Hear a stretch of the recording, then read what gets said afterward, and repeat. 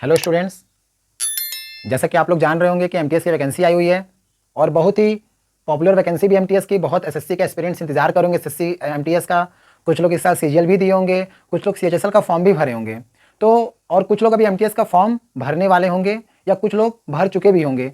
तो ये वैकेंसीज आई हुई है, तो मैं इस वैकेंसीज को लेके कुछ चीज़ें डिस्कस कर रहा हूँ, क्योंकि इस बार एमटीएस में, एसएससी एमटीएस में कुछ बदलाव हुए हैं। ज़्यादा कुछ बदलाव नहीं हुए हैं, ना ही एलिजिबिलिटी बदलाव हुए हैं, ना ही बस थोड़ा सा बदलाव हुए हैं आपके सिलेबस में। तो मैं उसको डिस्कस कर रहा हूँ, क्या वैकेंसी है, कब तक लास्ट डेट है, क्या पढ़ना है, क्या नहीं पढ़ना है। जीएस इसमें इस बार रखा गया है, तो जीएस में आपको क्या पढ़ना है, क्या नहीं पढ़ना है, वो आप देखेंगे। क्योंकि एसएससी के जो एमटीएस में बच्चे बैठेंगे, जो एमटीएस एग्जाम देंगे, उनको वही पढ़ना जो एसएससी क्वेश्चन पूछेगा। तो हम एनालिसिस किए, एनालिसिस के हिसाब से जो एसएससी क्वेश्चन पूछ रहा है, जो एसएससी क्वेश्चन पूछना चाह रहा है, चाहे वो पॉलिटी से हो, चाहे वो साइंस से हो, चाहे वो हिस्ट्री से हो, चाहे वो आप ज्योग्राफी से हो, चाहे वो जनरल या स्टैटिक जीके से हो या करंट अफेयर से हो, तो इसमें आपको किस पोर्शन पे ज्यादा फोकस करना है। इंपॉर्टेंट तो सारे पोर्शन है, लेकिन फोकस किस पे करना है आपको ये ध्यान देना है। तो हम इसमें चीजें डिस्कस करेंगे। तो आइए बारी बारी से एक एक पॉइंट। नोटिफिकेशन तो इतना बड़ा है, कुछ लोग नोटिफिकेशन पढ़ेंगे, तो मैं उस नोटिफिकेशन को शॉर्ट फॉर्म में करके मैं उसमें जो इंपॉर्टेंट चीजें जो आपको अपने माइंड में रखना है एक फॉर्म भरते वक्त और फॉर्म भरने के बाद जब एग्जाम डेट आएगा तो एग्जाम देते वक्त जो चीजें ध्यान रखनी है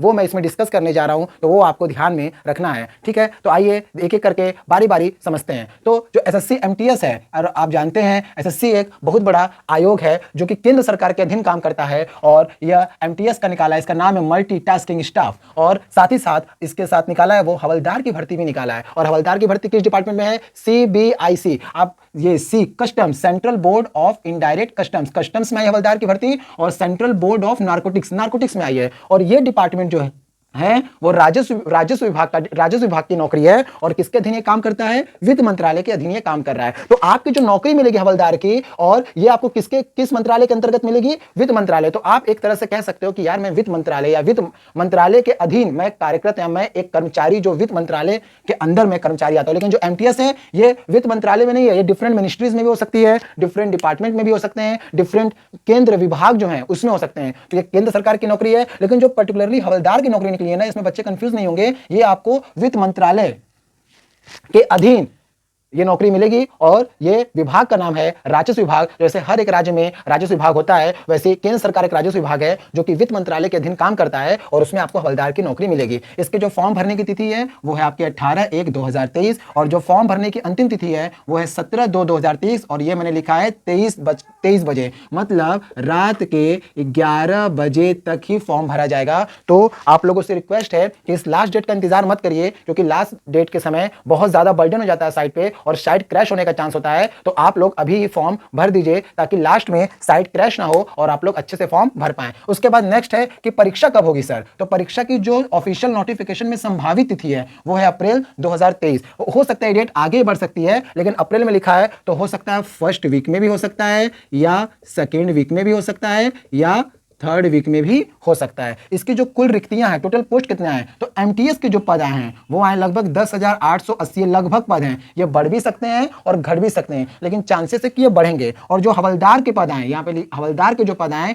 वो 529 पद आए, ये भी बढ़ सकते हैं और घट भी सकते हैं। इसके जो वेतन है, वेतन की बात कर लेते हैं, क्योंकि किसी भी सरकारी नौकरी का जो वेतन होता है वो उसका ही मोटिवेशन होता है, क्योंकि बहुत से बच्चे जानना चाहते हैं कि हमको वेतन कितना मिलेगा, इसमें नौकरी पाने के बाद हमको पैसा कितना मिलेगा, क्योंकि पैसा मिलेगा तभी तो अपने लोगों के लिए, अपने माँ बाप के लिए कुछ खरीद पाएंगे। तो थोड़ा मोटा रकम चाहिए, तो इसमें रकम ठीक ठाक 10 पास के हिसाब से, क्योंकि इसकी क्वालिफिकेशन जो है, इसकी जो योग्यता है वो किसी मान्यता प्राप्त विद्यालय से 10वीं कक्षा है, सिर्फ 10वीं पास आपको करना है और ये एग्जाम निकालना है और एमटीएस की नौकरी ले लेना है। तो ये जो भर्ती आई है वो 10वीं पास पे आई है, और इसका कुल वेतन जो है वो वेतन आपको मिलेगा 30,000 से लेके 32,000 तक। तो ये डिपेंड करता है कि आपको पोस्टिंग कहां मिल रही है। 3 तरह के सिटीज होते हैं, एक होता है आपका एक्स सिटीज, एक होता है आपका वाई सिटीज, और एक होता है जेड सिटीज। अगर एक्स सिटीज जैसे कि दिल्ली में नौकरी मिल गई, तो दिल्ली में आपको जो सैलरी है वो 32,000, और अगर इससे डाउन सिटी में मिली तो 30,000, तो लगभग 2-3 हज़ार का फर्क आता है। तो आपके जो हाथ में सैलरी जो आएगी वो 30 से लेके 32,000 के आसपास आएगी। और ये वेतन जो है ये लेवल 1 का वेतन है, जिसका ग्रेड पे 1800 रुपए है। तो हम इसमें आगे डिस्कस करेंगे कि क्या इसका सिलेबस है, क्या हमें पढ़ना है, क्या इसका एज है, क्या इसका क्राइटेरिया है पास होने का। आगे बढ़ते हैं। एक बार बच्चे ये गौर से देख लीजिएगा, एक बार आप स्क्रीनशॉट भी ले सकते हैं। तो इसमें जो आयु मांगा गया है वो 18 से 25 साल मांगा गया है, और वो सिर्फ एमटीएस के है। लेकिन कुछ 18 से 27 वर्ग के लोग भी एमटीएस पद के लिए एलिजिबल हैं, लेकिन जो 18 से 27 आयु रखा गया है वो हवलदार के लिए रखा गया है। लेकिन इसमें कुछ एमटीएस के पद भी इंक्लूड हैं, और वो एमटीएस के पद कुछ स्पेसिफिक डिपार्टमेंट में इंक्लूड हैं। तो वो ओपन होगा तब जब एसएससी आपका निकालेगा कि किस डिपार्टमेंट में आपकी नियुक्ति होनी है। और जो लोग आयु में छूट है, जो आयु में आपको छूट मिलेगी, अगर आप ओबीसी कैटेगरी के हैं तो आपको 3 साल की छूट मिलेगी, अगर आप एससी एसटी के हैं तो आपको 5 साल की छूट मिलेगी। तो अगर कोई बंदा या कोई स्टूडेंट जो कि ओबीसी कैटेगरी में फॉलो करता है और उसकी एज 25 क्रॉस कर गई है तो वह 28 ईयर्स तक फॉर्म भर सकता है। और अगर इस श्रेणी में आप फॉर्म भर रहे हैं तो ओबीसी का बंदा 30 साल तक फॉर्म भर सकता है, और एससी एसटी का बंदा जो है वो 32 ईयर्स तक फॉर्म भर सकता है, और इसमें एससी एसटी का बंदा जो है वो 30 ईयर्स तक फॉर्म भर सकता है। जो हमारा ये जो डेट जो आयु रखा गया है वो हमारा रखा गया है, जो गणना होगा जिस दिन से फॉर्म भरना शुरू होगा उस दिन से हमारा गणना होगा। तो यहां पर जो आयु है हमारा वो इसमें ध्यान देना है कि इसमें जो आयु गणना होगा वो होगा 1/01/2023 से। तो आपका जो उम्र है वो 1/1/2023 को 18 साल पूरा हो जाना चाहिए और 25 साल से ज्यादा नहीं होना चाहिए। अगर आपकी उम्र 25 साल से ज्यादा हो गई है तो आपको केंद्र सरकार के आयु छूट नियम के अनुसार ओबीसी वालों के लिए 3 साल का छूट है, और एससी एसटी वालों के लिए 5 साल का छूट है। और साथ ही साथ 1/1/2023 से आपको आयु गणना करनी है। और जो आपका एजुकेशनल क्वालिफिकेशन है 10वीं पास, वो आपको कहां से देखना है, तो जिस दिन से फॉर्म की शुरुआत हो रही है उस दिन आपको 10th पास कर लेना है। मींस आप उस दिन 10th पास होने चाहिए। अगर आप 10th पास है लेकिन आपकी आयु 18 साल पूरी नहीं हो रही है इस डेट को 01/01/2023 को, तो आप फॉर्म नहीं भर सकते। और अगर आपको आयु में छूट देने के बाद भी आपका एज 28 क्रॉस कर जा रहा है, या मान लीजिए किसी का एज हो गया है 28.1 दिन, 28 साल 1 दिन, तो भी वो फॉर्म नहीं भर सकता है। लेकिन इस वाले एज में, इस वाले आयु के ग्रुप में वो फॉर्म भर सकता है, क्योंकि इसमें कुछ एमटीएस के पद इंक्लूड है, और हवलदार के लिए तो 18 से 27 है। तो ये आपकी आयु गणना मैंने बता दी, ये आपका मैंने एजुकेशन क्वालिफिकेशन बता दिया कि एजुकेशन क्वालिफिकेशन कहां से लेगा। और इससे पहले मैंने बताया था कि इसके जो पोस्ट हैं वो क्या हैं, इसके जो हमारे एग्जामिनेशन ऑनलाइन कहां से शुरू होंगे, कब तक चलेंगे और कब तक इसका, अब आगे मैं बताऊंगा कि इसके एग्जामिनेशन सिलेबस क्या है।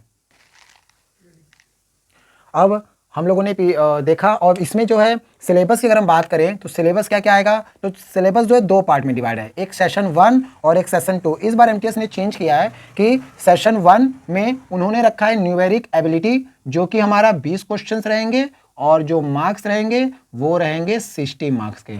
मतलब एक क्वेश्चन कितने का पड़ा, 3 मार्क्स का। उसी तरह दूसरा रहेगा रीजनिंग, और ये सेशन 1 है। अभी एसएससी ने ये क्लैरिफाई नहीं किया है कि ये सेशन 1 और सेशन 2 क्या एक ही दिन लेने वाले हैं या दोनों अलग अलग लेने वाले हैं। तो हम अभी सेशन 1 का सिलेबस देख रहे हैं कि इसमें आपसे न्यूमेरिक एबिलिटी पूछी जाएगी, जिसको कि हम लोग कहते हैं मैथ्स। आपसे मैथ्स पूछा जाएगा और साथ ही साथ आपसे रीजनिंग पूछा जाएगा, जिसके टोटल क्वेश्चन होंगे 20 और टोटल मार्क्स होंगे 60। लेकिन खुशी की बात यह है कि इसमें कोई भी नेगेटिव मार्किंग नहीं होगा।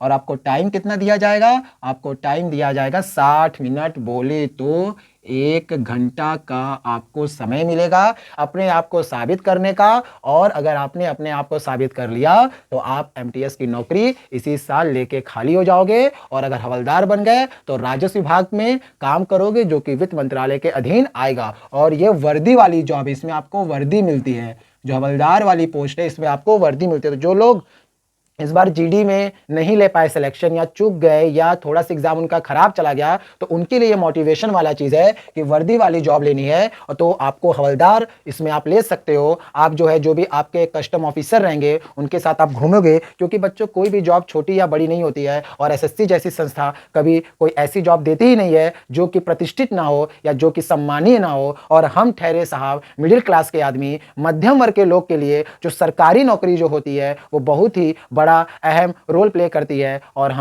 और ये जो मध्यम वर्ग के लोग हैं वो सरकारी नौकरी सिर्फ और सिर्फ अपने स्वाभिमान को बचाने के लिए लेते हैं कि भाई मेरा स्वाभिमान बचा रहे। तो जो मध्यम वर्ग का आदमी है ना साहब, वो सरकारी नौकरी करता है मात्र और मात्र अपने स्वाभिमान की रक्षा करने के लिए। तो मध्यम वर्ग के लिए जो सरकारी नौकरी है वो उसके स्वाभिमान की रक्षा करता है ताकि आप अपना जीवन यापन अच्छे से कर सके, क्योंकि जो मिडिल क्लास के लोग होते हैं वो भीख भी नहीं मांग पाते। इसलिए हम लोगों के लिए यही एक रोजगार का मात्र सहारा है। तो जितने भी विद्यार्थी जो इस बार जीडी में अच्छा स्कोर नहीं बना पाए वो घबराए नहीं, उनके लिए वर्दी की जॉब ये भी है हवलदार, और वो हवलदार में आराम से सिलेक्शन ले सकते हैं। और अगर आपको पसंद ना है तो आप एमटीएस में लेना, क्योंकि ये एमटीएस में भी डिफरेंट डिपार्टमेंट, जैसे इनकम टैक्स हो गया, कस्टम्स हो गया, फाइनेंस डिपार्टमेंट हो गया, और भी छोटे मोटे जो डिपार्टमेंट है गवर्नमेंट केंद्र सरकार के, रेलवे डिपार्टमेंट भी हो गया, तो इस समय आपको जॉब मिल जाएगी। नेक्स्ट है कि जो सेशन सेकंड होता है वो आपका इंग्लिश लैंग्वेज का होगा, जिसमें कि आपको 25 क्वेश्चन मिलेंगे और टोटल मार्क्स होगा 75 मार्क्स का।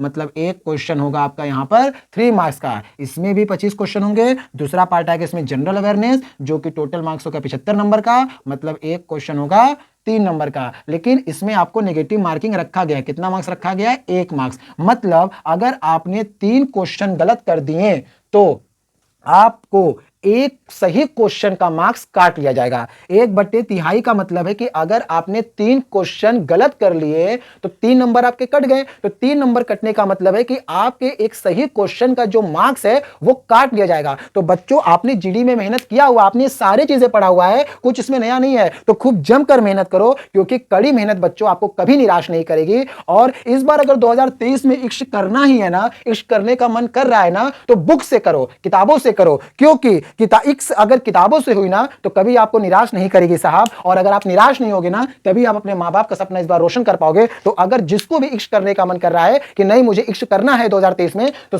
किताबों से करो बच्चों, किताबों से। और किताबों से करोगे ना तो ये आपको एमटीएस की जॉब मिलेगी, क्योंकि मैंने अभी कहा कि इश्क अगर किताबों से हो तो आपका सक्सेस होना, आपको सक्सेसफुल लाइफ मिलना एकदम लाजमी है, आपका परवरिश एकदम लाजमी है। तो नेक्स्ट हम लोग इसमें एक चीज और इसमें यह रखा है कि जो पासिंग मार्क्स है बच्चों ना, वो इसमें रख दिया है कि अगर आप सेशन 1 में अगर अनरिजर्व वाले हो, 30% से कम ला रहे हो तो आप पास ही नहीं हो। ये मेरिट के लिए नहीं रखा गया कि 30% ला दोगे तो आप मेरिट में आ जाओगे, नहीं, इतना परसेंट आपको लाना है पास होने के लिए। मतलब 60 नंबर का अगर हम बात करें तो 60 नंबर का जो 30% होगा वो कितना हो जाएगा? तो वो आपका हो जाएगा 18 नंबर। मतलब 18 नंबर आपको रो गा के लाना है। अगर आप 18 से कम लाए तो आप पास ही नहीं होगे, आपका मेरिट में नाम नहीं आएगा। अब 18 से ऊपर जो भी जितना भी ला दो, अब जिस हिसाब से एसएससी मेरिट बनाए, लेकिन आपको इतना रखना है, अगर ओबीसी वाले हैं तो 25% उनको लाना ही अनिवार्य है। मतलब 60 नंबर का वो कितना परसेंट लेके आएंगे? 25%। बोले तो हमारा हो जाएगा 5 छक्के 30, 5 दूनी 10, 3 13/10। मतलब उनको 13 नंबर लाना है, जनरल वालों से 5 कम। और अगर कोई अदर कैटेगरी वाले हैं तो उनको 20% लेके आना है। तो हम यहां पर अगर मैं बात कर लेता हूं 20% की, तो उनको सिर्फ और सिर्फ 12 नंबर लेके आना है। कितना नंबर लेके आना है? 12 नंबर पास होने के लिए। तो बोले अरे सॉरी बच्चों, यहां पर हो जाएगा आपका 15 नंबर आपको लाने पड़ेंगे। तो जो पासिंग मार्क्स आपको लाने इसमें अनिवार्य है। तो जो यहां पे देखिए क्वालिफाइंग मार्क्स, इससे मेरिट नहीं बन रही है, इससे सिर्फ आपको क्वालिफाइंग रखा गया कि इतना मिनिमम मार्क्स आपको लाना है। अगर आप इससे कम मार्क्स लेके आते हो, 30% से कम मार्क्स लेके आते हो, मींस 18 नंबर से कम लेके आते हो, तो आप पास नहीं किए जाओगे, चाहे ये वाला सेशन 1 हो चाहे सेशन 2 हो। मतलब आपको 30% से अबव लेके आना है। अगर आप ओबीसी और ईडब्ल्यूएस वाले हो तो आपको 25% लेके आना है। अगर आप दूसरे कैटेगरी वाले हो तो आपको 20% लेके आना। दूसरे कैटेगरी में कौन आ गए? एससी वाले भी आ गए, एसटी वाले भी आ गए, फिजिकली हैंडीकैप्ड वाले भी आ गए, डिसेबल्ड वाले भी आ गए, फिजिकली विद डिसेबल्ड सब इसमें आ गए। तो इस पर ध्यान देना है। तो यही रखा हुआ है, तो इसी तरह आपको करना। लेकिन सेशन सेकेंड में आपका नेगेटिव मार्किंग है, इसको ध्यान में रख के चलना है। और कितने का नेगेटिव मार्किंग है? 1/3 का। मतलब 3 क्वेश्चन आपका गलत तो एक सही क्वेश्चन का काट लिया जाएगा। ठीक है, तो ये आपको ध्यान रखना है, ये सारा है। अब मैं आपको इसमें ये बताऊंगा कि क्या आपको बेसिकली जीएस, सबकी लोग अरे यार जीएस में क्या पढ़ें, पूरा नहीं पढ़ना है जीएस, आपको वही पढ़ना है जो एसएससी थ्रो करते। मैं इसमें इंपॉर्टेंट टॉपिक आपको बता दूंगा और इस चैनल पे आपको जीएस से रिलेटेड जितने भी टॉपिक्स मैं बताऊंगा जो एसएससी पूछना चाह रहा है वो मैं इसमें कंप्लीट कराऊंगा और वो सारे प्रीवियस ईयर क्वेश्चन जो प्रीवियस ईयर में एसएससी थ्रो करा है वो भी मैं आपको कंप्लीट कराऊंगा। और मैं यहां पर सिलेबस आपको बता दे रहा हूं कि आपको जीएस में क्या पढ़ना है और कितना ही पढ़ना है। पॉलिटी में पढ़ना है तो कितना पढ़ना है, ज्योग्राफी में पढ़ना है तो इतना ही पढ़ना है, हिस्ट्री में पढ़ना है तो इतना ही पढ़ना है। आप पूरा तो देखोगे लेकिन जो इंपॉर्टेंट स्कोरिंग टॉपिक है जहां से आप नंबर को स्कोर कर सकते हो वो आपको बेसिकली ध्यान देना है। तो अभी हम इसमें डिस्कस करेंगे कौन कौन सा चीजें पढ़नी है। तो अभी मैंने बताया कि सिलेबस में क्या क्या डिस्कस करेंगे, क्या सिलेबस पढ़ना है, क्या हमको पढ़ के एसएससी थ्रो करेगा। तो ये सारे सिलेबस हैं, आप लोग स्क्रीनशॉट ले सकते हैं सिलेबस का कि आपको यही पढ़ के जाना है। देखिए पॉलिटी में आपको प्रस्तावना पढ़ लेना है, मौलिक कर्तव्य और अधिकार, अनुच्छेद में अनुच्छेद और अनुसूचियां पढ़ लेना है, और संविधान संशोधन जो है उसमें सिर्फ और सिर्फ संविधान संशोधन 42, संविधान संशोधन 44, 86, 101, 103 और 104 पर बेसिकली फोकस करना है। ये नहीं कि ये सारे इंपॉर्टेंट टॉपिक से स्कोरिंग टॉपिक है जो आपको जीएस में नंबर दिलाएंगे और जीएस में ही इस बार नंबर लाने से आपका सिलेक्शन होने वाला है। तो ये सारे टॉपिक को आप लोग देख लो। हिस्ट्री में क्या देखना है, इंडस वैली, बुद्ध और जैन, मेडिवल इंडिया, 1875 का revolt, Indian national movement. Geography में क्या देखना है, लोक नृत्य, त्योहार, किताब व लेखक, राष्ट्रीय उद्यान, नदी, बांध, झील, सौरमंडल, वायुमंडल, परिवहन और जनगणना। इसमें लोकसभा, राज्यसभा के बारे में, राष्ट्रपति, सर्वोच्च न्यायालय, और उसके बाद है समान विज्ञान में क्या क्या है, SI units, heat, sound, light, atom, pH value और ह्यूमन बॉडी। इससे बाहर एसएससी नहीं जाएगा। और एक चीज जो बचता है वो है हमारा करेंट अफेयर्स, ये आपको डेली पढ़ना है। और हमारे इस चैनल से हम आपको इस पूरे जीएस के जितने मैंने टॉपिक लिखे हुए हैं, मैं इससे एसएससी कितना क्वेश्चन थ्रो किया हुआ है, किस तरीके से क्वेश्चन पूछ सकता है, मैं आपको इसकी प्रैक्टिस कराऊंगा। आप इस चैनल पर आइए और देखिए कि किस तरह से प्रैक्टिस किया जा रहा है, जितने इंपॉर्टेंट क्वेश्चन इसमें से बन सकते हैं। पहले मैं तो डिटेल्स बताऊंगा और डिटेल्स बताने के बाद आपसे इसमें से क्वेश्चन बन क्या सकते हैं, मैं पूरी कोशिश करूंगा कि मैं अपने चीजों को आपके सामने अच्छे से अपने बच्चों को, ताकि जो बच्चे हमारा चैनल देखें वो अच्छे से समझें कि हाँ यार ये प्रस्तावना है क्या। अच्छा ठीक है, राष्ट्रपति में कौन सा अनुच्छेद क्या है, राष्ट्रपति किस अनुच्छेद में है, राष्ट्रपति शपथ कैसे लेता है, राष्ट्रपति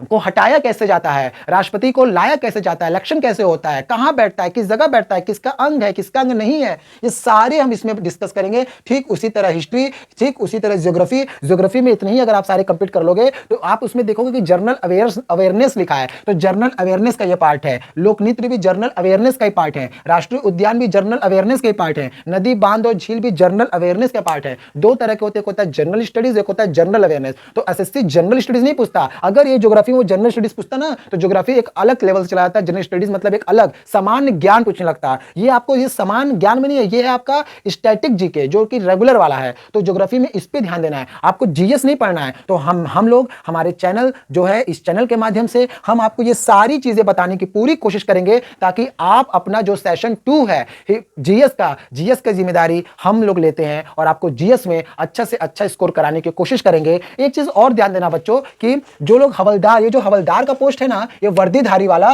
तो भाई वर्दी वालों के लिए कभी कभी हाइट और वेट मांग लेता है, तो इसमें ज्यादा हाइट नहीं है। मैं अभी देखा, इसमें एक चीज बताना भूल गया कि जो इस हवलदार में जो आपकी हाइट है ना, जो मेल है, जो हवलदार का जो मेल पर्सन है, जो मेल है, उसको जो हाइट चाहिए वो चाहिए 157.5 सेंटीमीटर। लेकिन अगर वही इंसान कोई हिली एरियाज में रह रहा है, जैसे कि असामीस है, घरवाली है, उसके बाद आपका गोरखास है, तो उसको 5 सेंटीमीटर का रिलैक्सेशन मिल जाएगा, 5 सेंटीमीटर का उसको रिलैक्सेशन मिलेगा। अगर यही फीमेल होगी तो फीमेल के लिए जो मेरी हाइट है वो है मेरी 152 सेंटीमीटर। तो मेल वाले, अगर किसी भी जो मेल इंसान है उसकी हाइट 157.5 है तो वो इस हवलदार पोस्ट के लिए अप्लाई कर सकता है। और ये नॉर्मल हाइट है बच्चों, लगभग सारे बच्चे अप्लाई कर देंगे। चश्मा लगा है तो भी अप्लाई कर सकते हो, कोई इशू नहीं, बस आप लंगड़ा मत होना। पैर से विकलांग मत होना। अगर पैर से विकलांग हो तो आप इसमें अप्लाई कर देना, इसमें आप नहीं सिलेक्शन हो पाओगे। तो अगर आप पैर से आप चश्मा लगा रहे हो कोई इशू नहीं है, पावर लगा हुआ है कोई इशू नहीं है, लेंस लगा हुआ है कोई इशू नहीं है, थोड़ी बहुत बीमारी है, उतना खास मेडिकल भी इसका नहीं हुआ कि आपको मेडिकल में छड़ जाएगा, बस नॉर्मल से हवलदार है, एक आप इसको सिक्योरिटी असिस्टेंट, जो कि थोड़ा सा सिक्योरिटी के रूप में कोई अधिकारी जा रहा है उसका दरवाजा खोल देना, ये कर देना, ये कांस्टेबल वाला हवलदार नहीं है, ये नॉर्मल है, बहुत ज्यादा हाई मेडिकल इसका नहीं होगा। और साथ ही साथ मेल का इसमें चेस्ट भी मांगा है भाई, हवलदार है तो थोड़ा चेस्ट मांगा है, तो जो इसमें मेरा चेस्ट है जो मेल के लिए, तो ध्यान रखोगे आप, जो मेल के लिए चेस्ट है मेरा, चेस्ट कितना होना चाहिए इस हवलदार के लिए, तो इसको देख लो आप, जो चेस्ट मेरा होना चाहिए मेल का, फीमेल का चेस्ट नहीं है, मेल का जो चेस्ट है वो 81 सेंटीमीटर होना चाहिए, और फुलाने पर 5 सेंटीमीटर बढ़ जाना चाहिए। और ये है पुरुष के लिए, ये किसके लिए मांग दिया है, मेल मतलब पुरुष के लिए। और फीमेल के लिए क्या किया है, ये सीना तो नहीं मांगा है, तो इसकी जगह ये मांग लिया है वजन, कि जो फीमेल का वजन है वो कम से कम 48 किलो होना चाहिए। तो अगर आपका वजन 48 किलो से कम है तो शायद आपको उन लोग बाहर कर दे, तो थोड़ा सा 48 किलो बहुत ज़्यादा नहीं है, तो ये कुछ फिजिकल स्टैंडर्ड है जो आप जब एग्जाम निकालोगे, आप जब पोस्ट प्रेफरेंस भरोगे। और एक चीज़ स्टूडेंट याद रखना, उसमें पोस्ट प्रेफरेंस मांगा गया है कि आपको किस किस राज्य में किस किस जगह नौकरी करनी है, तो जो कोशिश करना कि आप लोग अपना राज्य का पोस्ट प्रेफरेंस पहले डालें। मान लो उत्तर प्रदेश का पोस्ट राज्य का कोड है 29, तो पहला पोस्ट प्रेफरेंस डाल देना 29। उसके बाद आप जाना चाहते हो उत्तराखंड में, तो अगर कोई उत्तर प्रदेश का निवासी है तो वो कोशिश करे, अगर वो अपने घर के आसपास नौकरी पाना चाहता है, तो इसमें क्या है कि आप अपने आसपास के पड़ोसी राज्य में पहले ऑप्शन रखिएगा, उत्तर प्रदेश, फिर उत्तराखंड, फिर मध्य प्रदेश, फिर बिहार, छत्तीसगढ़, झारखंड। और अगर आपको ज्यादा पोस्ट नहीं, ज्यादा प्रेफरेंस नहीं चाहिए, आप ज्यादा कॉलम भरना नहीं चाहते हैं, तो कोई बात नहीं, उसमें ऐसे कॉलम बना हुआ है, जैसे मान लीजिए सपोज करिए हम यूपी में पहला प्रेफरेंस डालें और उसका कोड लिख दिया 24, मान लीजिए उत्तराखंड का कोड है 30, मान लेते हैं कि पटना बोले बिहार का कोड है 5, मान लिए राजस्थान का कोड है 6। अब हम और भी जो बॉक्स बने हुए हैं, अब हम वहां पर नहीं हम भरना ही नहीं चाहते हैं, तो आप यहां पर ऐसे एक्स बना दीजिएगा। एक्स अल्फाबेट से आपको इसको डिनोट करना है। एक्स अल्फाबेट का मतलब यहां पर हो जाएगा कि आप बस इतने ही, अगर आपकी मेरिट में नाम आया तो आपको इतना ही राज्य मिलेगा। खैर नौकरी की बहुत मारा मारी है, तो मैं तो बोलूंगा सारा प्रेफरेंस भरिए, सारा बॉक्सेस भरिए, लेकिन किसी किसी की इच्छा होती है कि हमको अपने घर के पास नौकरी मिले, हमको अपने माँ बाप के साथ रहने का मौका मिले, हमको अपने परिवार के साथ समय बिताने का मौका मिले, तो आप अपने प्रेफरेंस के अकॉर्डिंग अपना पोस्ट डाल सकते हैं। तो एसएससी एमटीएस से रिलेटेड जो भी क्वेरीज है, अगर आपको लग रहा है कि इसमें कुछ डाउट है तो आप कमेंट में पूछ सकते हैं, मैं उस डाउट को भी क्लियर कर दूंगा। और हाँ, कुछ बच्चे सोच रहे होंगे यार इसमें अगर नौकरी पा जाएंगे तो कौन कौन सी पोस्ट मिलेगी। ये एमटीएस है तो बहुत ज्यादा हाई पोस्ट नहीं, जैसे कि ऑफिस पियून हो गया, गार्डनर हो गया। जब पहले एसएससी एमटीएस का नोटिफिकेशन निकाला करता था ना, तो उसमें प्रॉपर लिख देता था कि आपको यही पोस्ट ही मिलेंगी, आपको यही पोस्ट क्या बोलते हैं आपको मिलेगा। लेकिन इस समय एसएससी ऑफिशियल नोटिफिकेशन में तो नहीं लिखा है, लेकिन जब पहले ऑफिशियल नोटिफिकेशन आता था तो उस समय आपको ऑफिस पियून हो गया, दफ्तरी हो गया, गेटकीपर हो गया, गार्डनर हो गया, ऑपरेटर हो गया, माली हो गया, डिफरेंट डिफरेंट डिपार्टमेंट में वो मिलेगा। जान रहे हो भाई बेरोजगारी कितनी है, तो बेरोजगारी के हिसाब से ये मत देखो कौन सी पोस्ट मिले, जो मिले वो ले लो, बस सरकारी नौकरी मिलना चाहिए। इस समय हर एक सरकारी नौकरी प्रतिष्ठित है, तो मैं उम्मीद करता हूं। और आप बेसिकली ये देख लो जीएस का, और इस जीएस का हम लोग पूरी कोशिश करेंगे कि पढ़ाया हुआ यहां से हर एक बच्चा उस जीएस में टॉपिक को स्कोर करे और अच्छे से अच्छे मार्क्स के साथ इस एमटीएस में सिलेक्शन ले। तो इस एमटीएस का जो नोटिफिकेशन था वो काफी बड़ा था, तो ये नोटिफिकेशन जो है ये मैंने छोटे में करके डिटेल्स में करके आपको बता दी। इसके बाद भी आपको लगता है कि क्वेरी है, आप कुछ चीज समझ नहीं पाए, चाहे वो हवलदार से रिलेटेड हो चाहे वो किसी से, तो मुझे बताइएगा। एमटीएस वाले ध्यान देंगे, एमटीएस वालों को डिफरेंट डिफरेंट केंद्र विभाग में नौकरी मिलेगी, डिफरेंट डिफरेंट डिपार्टमेंट में मिलेगी, डिफरेंट डिफरेंट मंत्रालय में भी मिल सकती है। लेकिन जो हवलदार वाली पोस्ट आई हुई है ये सीबीसी कस्टम्स और नारकोटिक्स में आई हुई है, और ये दोनों जो डिपार्टमेंट है वो राजस्व विभाग का डिपार्टमेंट है जो कि वित्त मंत्रालय के अधीन काम करता है। तो बस ये सिर्फ हवलदार वालों के लिए। मैंने मेल के लिए चेस्ट कितना चाहिए, फीमेल के लिए कितना चाहिए, मेल के लिए हाइट कितना चाहिए और फीमेल के लिए कितना चाहिए, कितना रिलैक्सेशन होना चाहिए, आयु में छूट कितनी मिलेगी, आपका एजुकेशन क्वालिफिकेशन किस डेट से काउंट किया जाएगा, ये सारी चीजें।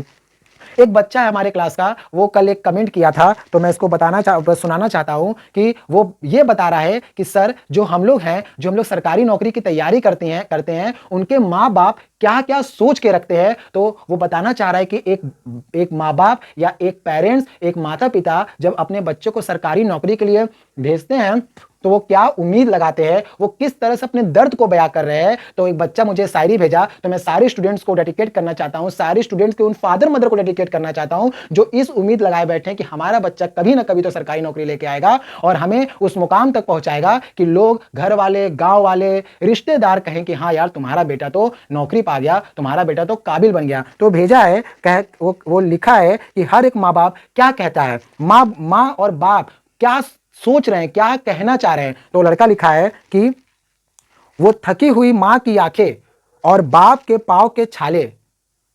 क्या लाइन वो अच्छा लिखा है और मुझे भी अच्छा लगा, तो मैं सोचा सारे स्टूडेंट को डेडिकेट कर दूं। वो भेजा है कि वो थकी हुई मां की आंखें और बाप के पांव के छाले तरस रहे होंगे उस दिन के लिए कि कब उनका बेटा सर पर ताज सजाए आएगा, अपनी मां को कंगन और बाप को सूट दिलाएगा। तो आप इस लाइन को सुनना और देखना कि उस बच्चे ने कितनी गहराई से बात की है। और ये सारे एस्पिरेंट जो भी किसी भी गवर्नमेंट जॉब की तैयारी कर रहे हैं, ये सारे उनके लिए। तो आप इसको सुनिए और देखिए कि आपके माता पिता भी इसी तरह सपना देख रहे होंगे कि कब मेरा बेटा अपने सर पर ताज सजाकर आएगा सरकारी नौकरी का और मुझे एक कुर्ता और मेरी बीवी मतलब आपकी मां को कंगन दिला जाएगा। तो स्टूडेंट्स, जिस दिन आप ये नौकरी लेके आओगे ना, उस दिन आपके मां का जो सर है ना, जो बाप का सीना है ना, वो इतना चौड़ा हो जाएगा ना कि उनको कंगन और कुर्ते दिलाने की जरूरत ही नहीं है। आपकी सक्सेस ही उनको सब कुछ बयां कर देगी। और मैं होप करता हूं, मैं आशा करता हूं कि आपको मेरे दिया हुआ इंफॉर्मेशन काफी पसंद आया होगा। और अगर आप इसके बाद भी कोई क्वेरी पूछना चाहते हैं, कुछ आपकी क्वेरी रिलेटेड है, तो मुझे बताइए, मैं पूरी क्लियर करने की कोशिश करूंगा। और जीएस का मेरे ऊपर छोड़ दीजिए, हम जब तक तोड़ेंगे नहीं तब तक छोड़ेंगे नहीं। और इस बार करके दिखाना है और एमटीएस में सिलेक्शन लेके जाना है और विद्यावती एकेडमी से हम सिलेक्शन देंगे और दिखाएंगे कि यस, हम लोगों ने मेहनत किया। क्योंकि बच्चों, सारा मेहनत आपका है, आपके पीछे पीछे हम रहेंगे और आपको बताते रहेंगे कि ये पढ़िए, ये करिए, ये सही है, ये गलत है। बस आप हम पे भरोसा बनाए रखिएगा। और हमारे जो फाउंडर सर हैं, विवेक सर, वो काफी मेहनत कर रहे हैं और पूरी कोशिश कर रहे हैं कि आपको एक प्रॉपर कंटेंट। और हाँ स्टूडेंट्स, आप कमेंट्स में मुझे भी बताइएगा कि जो आपको कंटेंट प्रोवाइड किए जा रहे हैं या जो हमारे टीचर का समझाने का तरीका है, डिलीवरी का तरीका है, क्या वो आपको समझ में आ रहा है कि नहीं, या कुछ सुधारने की जरूरत ही नहीं। क्योंकि एक टीचर की जो पहचान होती है ना, वो उनके बच्चों से होती है। और हम लोग आप ही से मोटिवेट होंगे और खूब कड़ी मेहनत करेंगे और खूब आपको अच्छे से आपको अपने लक्ष्य को प्राप्त करने में पूरी तरीके से मदद करेंगे। और मैं भगवान से आशा करता हूं कि जो भी हमारे बच्चे, जो भी इस एमटीएस की क्लास हमारे जो विद्यावती एकेडमी से कर रहे हैं, उनको भगवान जल्दी जल्दी सिलेक्शन दे। क्योंकि अभी कुछ दिन बाद मैया सरस्वती जी का जन्मदिन कह सकते हैं या पूजा आने वाला है। और मैं सरस्वती जी से बिल्कुल प्रार्थना करूंगा कि हर एक वो बच्चा जिसके माँ बाप सरकारी नौकरी का सपना देख रहे हैं, वो जरूर बच्चा अपने माँ बाप के सरकारी नौकरी का सपना पूरा करे और उनकी आंखें तरसे ना, ताकि वो अपने माँ बाप को कंगन और पापा को कुर्ता दिला पाए। तो hope, wish all the best. और अपनी तैयारी जम के करिए और जीएस का भरोसा हमारे ऊपर छोड़ दीजिए। हम जीएस में आपको इतना करा देंगे कि क्वेश्चन देखते ही आप बोलोगे हाँ, ये सर ने पढ़ाया था, ये मैं मारूंगा। और आप अपना फीडबैक जरूर प्रोवाइड करें इस वीडियो को देखने के बाद कि क्या आपको कौन सी प्रॉब्लम है जो समझ में नहीं आ रही, या कुछ आप और जानना चाहते हैं। ठीक है, okay, and wish you all the best. Thank you so much students.